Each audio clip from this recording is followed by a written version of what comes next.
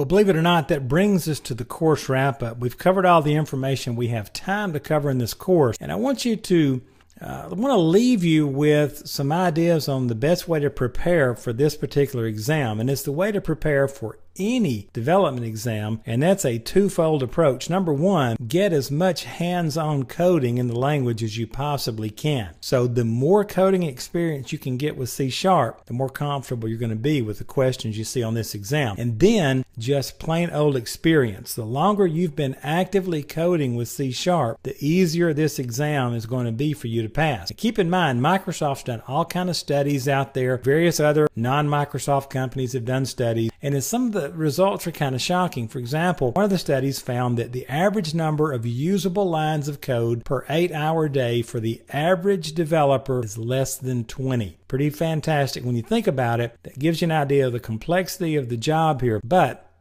the bottom line, to get ready for this exam, hands-on coding with C# and experience with the language. Keep in mind, when you look at what we would call a good developer out there, it's just someone who's made more mistakes than someone who's not as good. Your second application as a C# developer will be or was better than your first one. Your third one will be better than the second, and you can kind of see the pattern going on here, okay? So experience by far is the best teacher here. Now, the 70-483 exam covers an awful lot of territory. If you go out there and look at the objective sheet, we'll talk about that in a moment. It is amazing what's going to be covered. Do not attempt to cram for this exam. Don't try to stay up late the night before going over a lot of things. There's just too much there. Take it slow and steady and get ready for it. And again, let me mention, hands-on and experience in the language is going to be your best friend. Now, if you go to www.msdn.microsoft.com, you can do a search for the C# programming guide, and you can go through the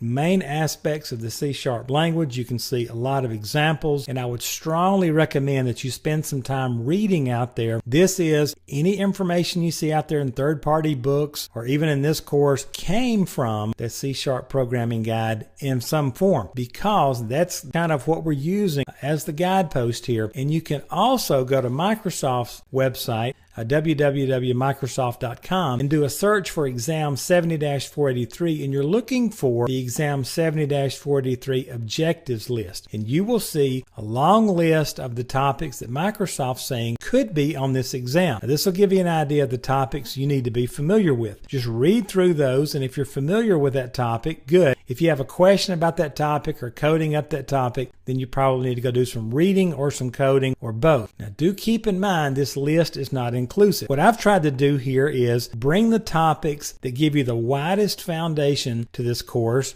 also the topics that have historically been the most that we see on the course from time to time. But keep in mind, no one resource that I've ever seen will get you ready for one of these exams. This course, along with your experience and some time doing some reading, and in a couple of places I've told you, for example, on cryptography, you got to go do some reading, you got to do some hands-on with that outside this course.